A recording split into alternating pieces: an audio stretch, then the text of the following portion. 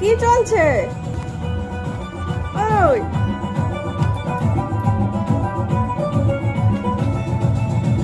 Good boy. আমি করতেছি রান্না, অদিতের বাবা করতেছে প্র্যাকটিস। সেই সুযোগে অদিত দেখুন এমনিতে সর্দি হয়ে গেছে, তার উপরে জল ঘাটছে। বালতিতে একটা কই মাছ চাবানো আছে, এখন এখান থেকে ছাড়ানো যাবেই না, চকার ফেলে দেবে।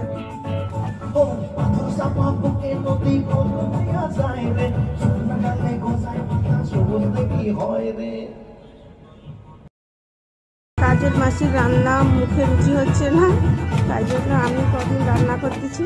এই যে আমার ছেলের অবস্থা।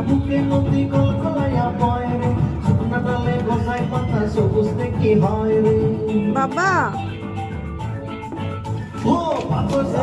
দারুণ আনন্দ হচ্ছে।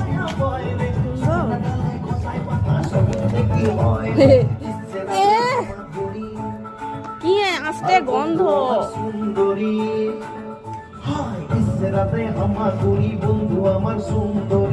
বাবা কই মাছ কাটা ফুটিয়ে দেবে।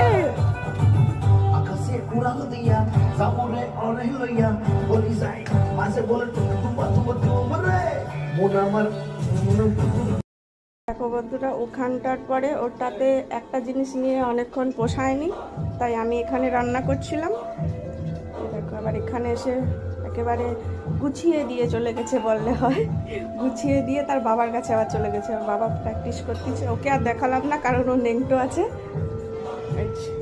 কোথায় কি ছিল নিয়ে টেনেছে। এখান থেকে একটা আচার ছিল, আমলকির আচার ছিল, সেইটাকে বের করে চটকে চারদিকে আমলকির আচার কালো দেখেই বুঝতে পারছি। আর এখান থেকে সব আলু, পেঁয়াজ, টমেটো, এই কোথায় কি ছিল সব টেনে, সসের বোতল, প্রেসার কুকার সব গোছানো ছিল, দেখিয়ে দিল। এই সব পেঁয়াজ, আলু, টমেটোগুলোকে আর কোথায় কোথায় করেছে জানি না। এখন বাবু বাবার কাছে চলে গেছে, এখানে সব খেটে দিয়ে এই ছুরিতে যা কিছু ছিল সব টেনে বের করেছে।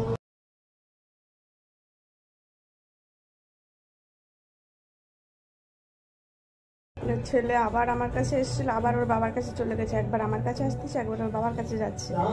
এগুলো আমার পরিষ্কার করে টাইম হবে না, কাজের মাসির জন্যই রেখে দেবো। বিকেলবেলা এলে তো চাটি কথা শুনিয়ে দেবে।